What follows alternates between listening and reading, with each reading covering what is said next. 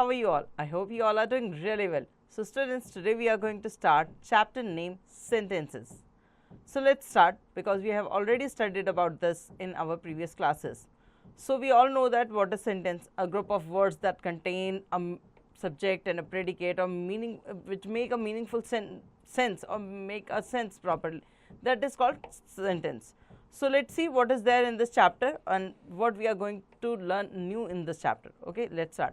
A sentence is a group of words that contains a subject and a predicate and makes complete sense. Okay. Now, a sentence always begins with a capital letter, ends with a full stop, a question mark or an exclamation mark. So we all know that a sentence starts with a capital letter, ends with a full stop, whether with a full stop, with a question mark or with a exclamation sign. Okay, now there are three kind of sentence on the basis of the structure. Okay. Number one, simple sentences. A sentences that has only one finite verb is called a simple sentence. Okay. A sentence in which there is only one finite verb is called simple sentence. Like the bookshop sells books and magazines. There is only one finite verb, which is sell. Okay. The bookshop sell books and magazines. Now, number two is compound sentence. A sentence that is made up of two or more principal main clause is called a compound sentence. Okay. So, number one, for example, the balloon seller. We are talking about the balloon seller. The balloon seller sold his balloons. The sentence is completed here if we don't want to add anything in it, but it is a compound sentence, so that it's end with one more clause or one more principle. Okay. So, the balloon seller sold his balloons and went home. Okay. So, it's a compound sentence. Now, number three is complex sentence. A sentence that has a principal clause and one or more subordinate clauses is called a complex sentence. It uses a subordinate conjunction to join the principal clause with the subordinate clause. Okay. So, in this sentence or complex sentence, you can say that has principal or clauses one and more, means there is one principal and more subordinate clauses are there. So, that is why they are called complex sentences. For example, I am happy because I have performed well in the examination. So, in this particular sentence, there is one principal clause and there is one subordinate clause, and both of them joined together with the help of a conjunction, which is because. Okay, that is why they are called complex sentence. We will study these three kind of sentences in detail in the next chapter. Let us study phrases and clause here, so that we can understand the kind of sentences well. Okay. So, we are going to study about these three type of sentences in the next chapter, but before that we will come to know about the kind of sentences as well. Okay. Now, let us move on to next, phrases and clauses. A phrase is a group of words that make sense, but not complete sense. It does not have any subject or predicate. Example, meet me in the evening. Okay, this is a proper sentence and giving you a sense as well, but it does not contain any subject or a predicate. That is why they are called phrases. Number two is, she sat on the last bench. She sat on the last bench. Okay. In each of the above sentence, the word in italic have a meaning, but not a complete meaning. So, they are phrases. In each of the above sentences, the word in italic have a meaning, but not a complete meaning. So, they are phrases. Okay. Now, moving to next, a clause is a group of words that has a subject and a predicate of its own. It can be part of a sentence. Okay. A clause is a group of words that has a subject and a predicate of its own. It can be part of a sentence. It can be part of a sentence. Okay. Now, for example, he said that he was the winner. He said that he was the winner. Call the boy whose father works in a bank. Call the boy whose father works in a bank. Okay. Now, the group of words in italic in these two sentences are more complete than a phrase, yet each group needs another clause. Okay. For example, we have already studied about phrases. Meet me in the evening. Okay, it is a complete sentence, but still it doesn't have any subject or predicate. But in the clause part, when we read this sentence, he said that he was the winner. If we ignore that he said that he was the winner, we are talking about someone, he was the winner, it's already contain a subject and a predicate. But after that we also need a clause to give them a complete sense, a complete meaning. So that's why we use he said. He said that. Who inform you about this? He said that. He said that he was a winner. Okay, so he said in the first sentence, and call the boy whose father works in a bank. Okay, in the second sentence to make a complete sentence. Okay, now difference between phrase, a clause and a sentence. A phrase, a group of words. A clause, a group of words. A sentence, a group of words. Number 2, phrase has no finite verb. Clause has a finite verb. Sentence has finite verb. Now, a phrase has no subject or predicate. A clause has a subject and a predicate. A sentence has a subject and a predicate. A phrase doesn't have a complete meaning. A clause has a fairly complete meaning of the own, yet can form a part of a sentence. A sentence makes complete sense. Okay. Now, moving to next. These are the difference between a phrase, a clause and a sentence, and you can see that there's more common things are there in a clause and a sentence. But yes, phrases quite different from both of them. Now, moving to next kind of clauses. Okay, the principal clause or main clause are the subordinate clause are the two component of a complex sentence. Okay, principal clause or a main clause are the subordinate clause are the two component of a complex sentence. Example, I don't know where he lives. I don't know is a main or principal clause. Where he lives is a subordinate clause, means two sentence makes a complete sentence. Okay, now you may choose whichever pen you like. Okay, so I don't know is a principal or main clause, but it is not completed without the subordinate clause where he lives. Okay, now the first part of both sentence, I don't know and you may choose, make good sense of themselves. They are complete in themselves, so they are principal clauses. The second part, where he lives and whichever pen you like, is the sentence cannot stand on their own. They depend upon the principal clause, I don't know, in the first sentence and you may choose in the second sentence to complete their meaning, hence they are subordinate clauses. Okay, so it means that the both principal clause and subordinate clause are important to make a sentence. Okay, without any of them, or with if any of one is missing from here, so the sentence is not completed, not giving you a proper sense that what this person is trying to say to you, that I don't know whom we are talking about, what we are talking about. So where he lives gives you a proper sense about that. Okay, now there are three kind of subordinate clauses on the basis of function. Subordinate clause, noun clause, adjective clause, adverb clause. Number 1, noun clause. A noun clause perform the function of a noun. It is an answer of a question. What? Example, I know that Harish is a good player. Noun clauses. A noun clauses perform the function of a noun. It is an answer to the question what. I know that Harish is a good player. Okay. Adjective clauses. An adjective clause perform the function of an adjective and often help us to know which person or thing is referred to. Example, I have read the book which I borrowed from you. I read the book which I borrowed from you. Without giving that sense, it is not complete. I have read the book. Which book, what book, which thing you have read. That is why we use this particularly adjective clause which I borrowed from you. and give a proper sense to the sentence. Okay, now adverb clause. An adverb clause perform the function of an adverb and tell us the time, place, manner, cause, effect, purpose or condition of an action.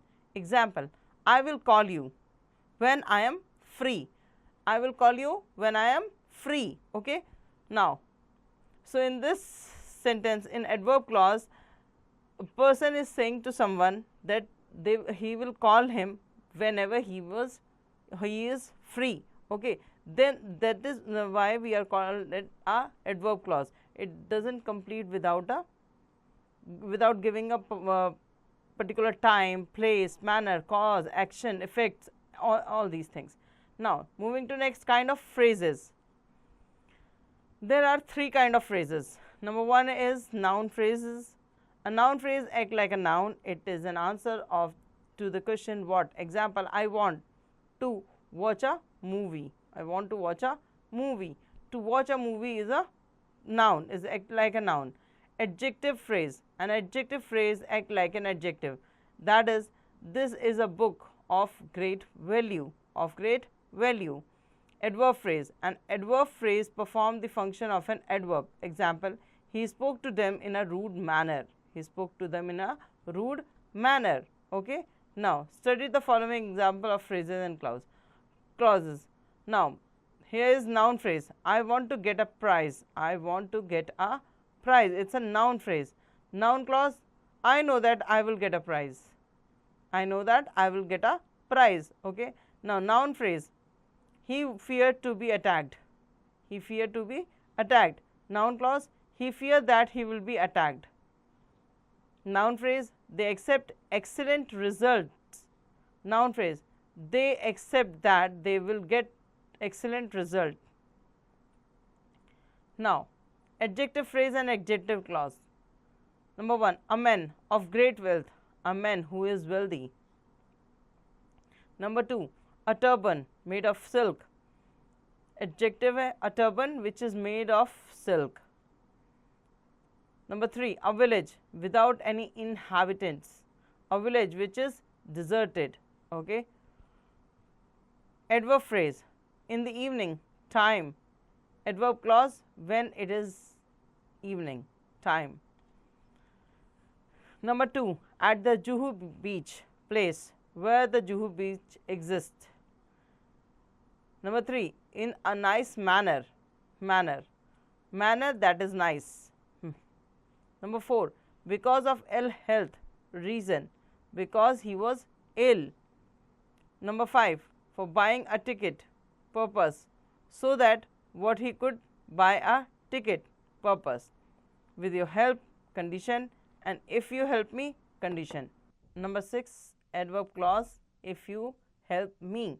So here you can see that both the sentences are giving you a proper sense, but the sentences are not complete without subject and predicate. So that's why we use both of them to make a proper sentence. Like adverb phrase, in the evening, is giving you also a sense. Adverb clause, when it is in evening, it's also giving you a proper sense. So this is how these are both different from each other. Now the assessment zone. Fill in the blanks choosing suitable phrases from the box given below. Without any inhabitants, from a village, in the stadium, of great worth, of great promise, of woes, at great speed, and made of gold. Okay, now let's start with the number one. The king wears a crown made of gold. The king wears a crown made of gold. Number two, I heard his tale of woes or his tale of great promise. Okay, so you can fill it like this, and now read the rest of the part and fill it with the suitable answers, suitable phrases in it. Now the assertive sentence. A sentence that state or assert something is called assertive sentence. An assertive sentence can be affirmative or negative. Okay, so simple sentence which have a subject or predicate and give you a proper meaning or sense, that is called assertive sentences. Okay, they are affirmative, means it's a positive sentence, and a negative sentence as well. For example, I am a student. I am a student. It's an affirmative sentence. We are confirming that yes, I am a student. She is not at home. It's a negative sentence because we are denying it, that she is not at home. The singer sang a patriotic song, affirmative, and he never tells lie, negative sentence. Okay, so in negative sentence we use no, not, never. Imperative sentence, a sentence that expresses a command, request, or advice is called imperative sentence. Example, Sheena, do your homework. It's a command. Please switch off the fan. Please switch on the fan. It's a request. Take your medicine on time. It's an advice. Kindly allow me to go home. A request. Pay attention to what I say. Command. Deposit your amount in the nationalized bank. It's an advice. Okay. So now you come to know what is imperative sentence and what is assertive sentence. They are quite different from each other, but they are called simple sentences. Okay. Now, assessment zone. Read the following sentence and write against each sentence: A for advice, C for command, and R for request. Number 1. Please close the door. It's a request. Please close the door. So you have to write down R in front of it. Number 2. Follow my instruction religiously. Follow my instruction religiously. It's in command, C. Okay. And number 3, don't allow stranger to enter the hostel. It's an advice. Okay. So I have done 3 for you. Now read the rest of the part and fill it. Exclamatory sentence. An exclamatory sentence expresses a sudden feeling like surprise, delight, pain, grief, anger, disgust, etc. Exclamatory sentence end with a mark of exclamation. For example, what a fall it was.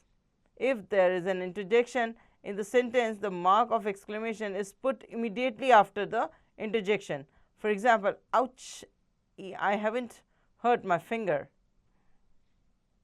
Okay. Now the exclamatory sentences and expressions can have the following pattern. What a beautiful rose. Okay. So in this there is an exclamatory word which is what, article a, adjective beautiful, and rose noun. Okay. Number 2, how beautiful the lotus was. Exclamatory word how, adjective beautiful, article the, noun lotus, and was the other word. Okay. In the next one, alas, he died so young. Interjection, alas, and clauses, he died so young. He died so young is a complete sentence. It gives you a proper meaning, but we use interjection to express that feeling properly. Short exclamatory expression, wow, oh, superb. Optative sentences. Now moving to next is optative sentence. It's also a part of exclamatory sentence because it's end with the exclamation mark. Okay. Now an optative sentence expresses a wish, prayer, or desire and end with an exclamation mark. Like you wish someone all the best, you wish someone may you live long. It's also end with exclamation mark, but it is called optative sentences. Example, wish you all the best. Number 2, how I wish I had wings. Number 3, may you live long. Number 4, may God bless you with a long life. As you can see, there is an exclamation mark, but there is a wish, prayer, or desire. Okay. That is why they are called optative sentence. Now you can easily identify which one is the optative and which one is the exclamatory sentence. Now do the assessment zone. Now let's see the assessment zone. C. Write E for exclamatory or O for optative against the following sentence and put a cross against the sentence which are neither exclamatory nor optative. Okay. Number 1. How is the patient now? How is the patient now? It's a question. Okay, so it is not an exclamatory, not an optative, so we put a cross in front of it. Number 2, what a wonderful place. What a wonderful place. It's an exclamatory sentence because it's not a wish, it's not a desire, or it's not a prayer, so it's a exclamatory sentence. We are surprised to see that a wonderful place, so that is why we put E in front of it. Okay. Number 3, it's a greatly shocking news. It's a greatly shocking news. It's an exclamatory sentence again. Okay. Now read the rest of the part and put a suitable mark in front of in the boxes, in the given boxes. Now the interrogative sentences. A sentence that asks a question is called an interrogative sentence. It always ends with a question mark. Example, is that your house? Why are you crying? What is your name? How did she inform you? Okay, the question, the sentence which end with a question mark is all called interrogative sentences. Okay, or whether they are start with a WH family, what, where, when, how. Okay, now moving to next, framing interrogative sentence. All assertive sentence can be changed into interrogative sentence in the following ways. Okay, you can easily change assertive sentence into interrogative sentence by placing the helping verb in before the sentence starts. So let's see how it has been done here. Okay, in case there is an auxiliary verb or a modal auxiliary, it is placed before the subject. Number 2, if the affirmative sentence has no auxiliary verb, we add an auxiliary verb. For example, do in the present tense and did in the past tense, and place it before the subject. Example, you have bought a car. Have you bought a car? Okay, you can see that you have bought a car is a very simple sentence, or is called an assertive sentence because it's stating that you have bought a car. Okay, but if you want to change it into an interrogative sentence, you have to place this have before the sentence starts. Okay, so have is placed in the number 1 place. Okay, so you can see in the next one, have you bought a car? Only that helping verb, if we place a helping verb before the sentence, it will completely change the sentence. It will completely change the form of sentence. Okay, kind of sentence. Okay, number 2, I love my school. Do I love my school? Shama plays tennis. Does Shama plays tennis? Does Shama play tennis? Raman won the prize. Did Raman win the prize? Okay, as you can see now, do, does, did, when they are placed, when the sentence is in simple sentence or singular sentence, so we put do in front of it. If the verb is in plural form, we use does instead of do. Okay, we use does, and the plays become play. And in this Raman won the prize, it's a past sentence or past tense, so that's why we use did. Did Raman win the prize?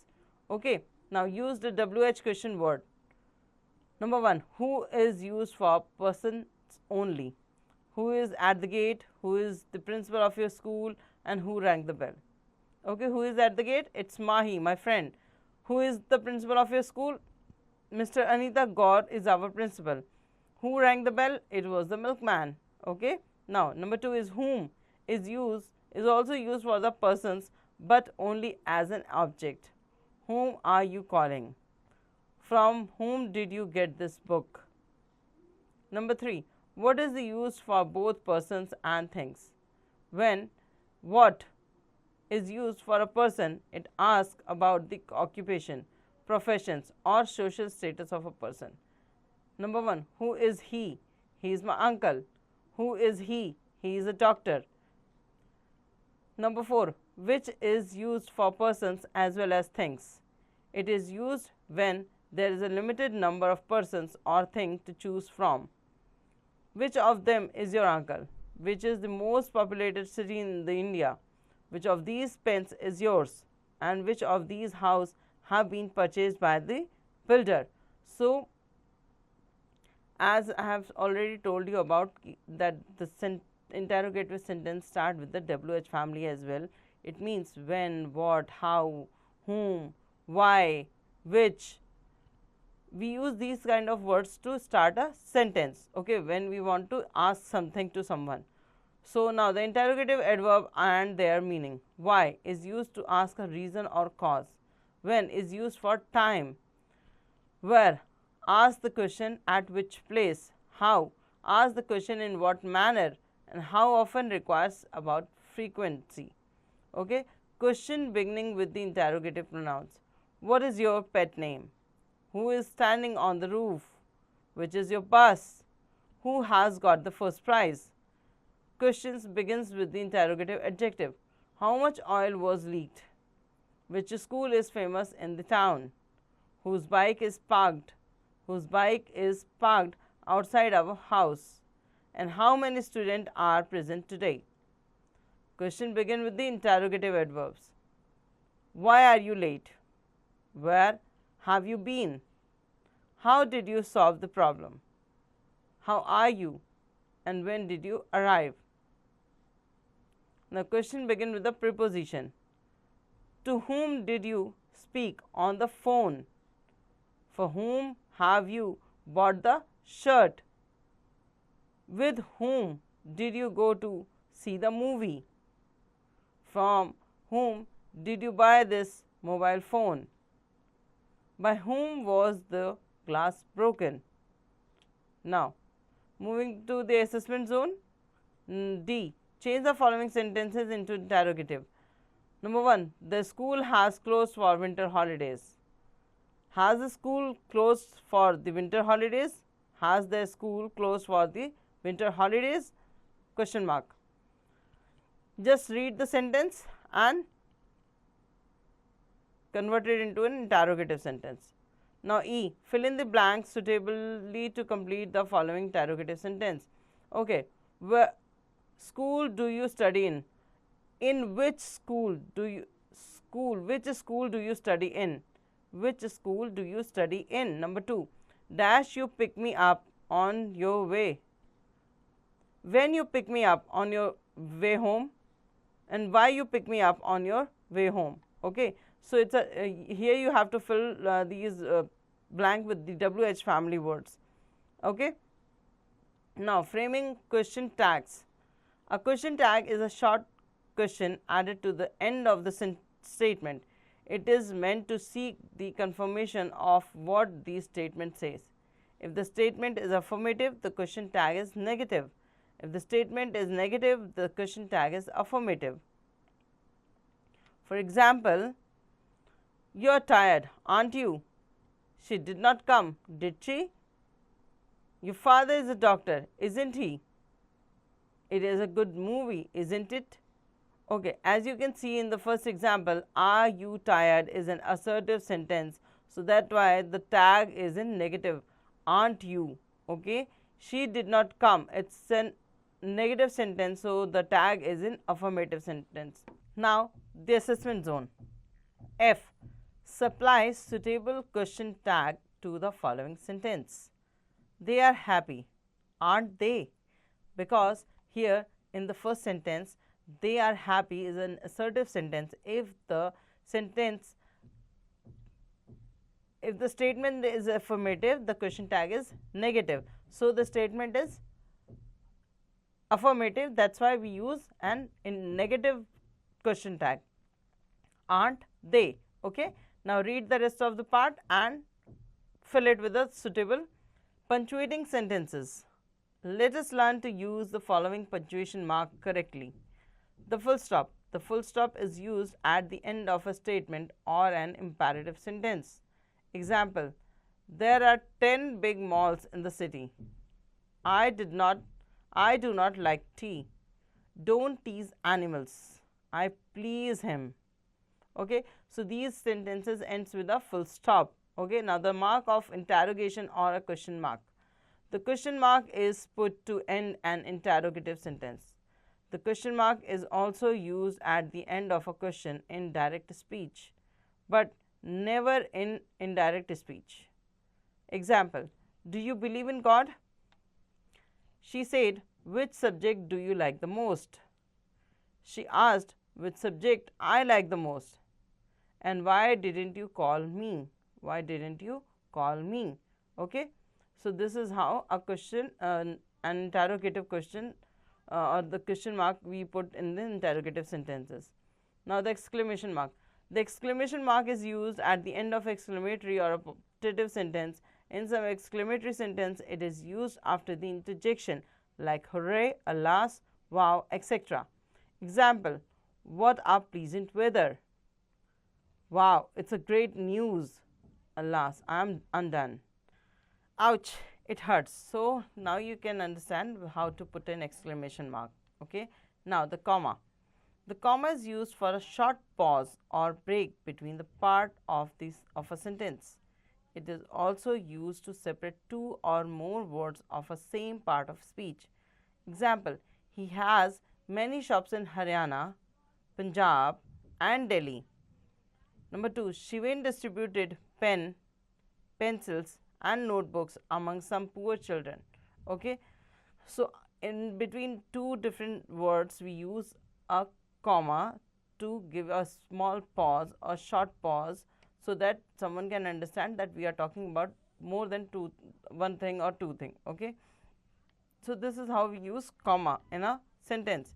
Now the assessment zone. Rewrite the following passage using punctuation marks and capital letter wherever necessary. The Himalayas consist of the Himadri, the Himachal, and the Shivalik ranges. The Himadri is the highest range. Many rivers like the Indus, the Ganga, the Yamuna, the Satluj, and the Brahmaputra originated from the Himadri. Famous hill stations like Shimla, Srinagar, Nainital, Mussoorie, and Darjeeling are located in the Himachal region. Okay, I have read this paragraph for you. Now, the paragraph starts with the capital letter T. Himalaya with the capital letter H consists of the Himadri, capital letter H again, the Himachal, and the Shivalik. This starts with the capital letter H and S.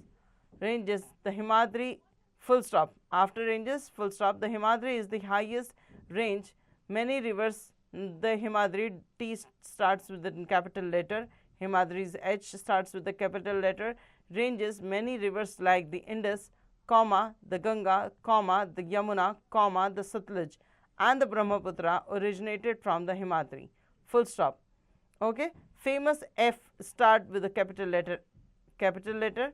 Now, famous hill stations like Shimla starts with the capital letter S, comma, Srinagar starts with the capital letter S, comma, Nainital with the capital letter N, comma, Mussoorie with the capital letter M, and Darjeeling are located in the Himachal range. Darjeeling with the capital letter D and Himachal with the capital letter H again, and after that you have to put a full stop. Okay, this is how you put the punctuation mark in this paragraph. Read this paragraph carefully once again, and if there is something missing, then put it accordingly. Okay, hopefully you understand the chapter very well, and we have done some exercises. Now do the rest of the pending exercises at your own.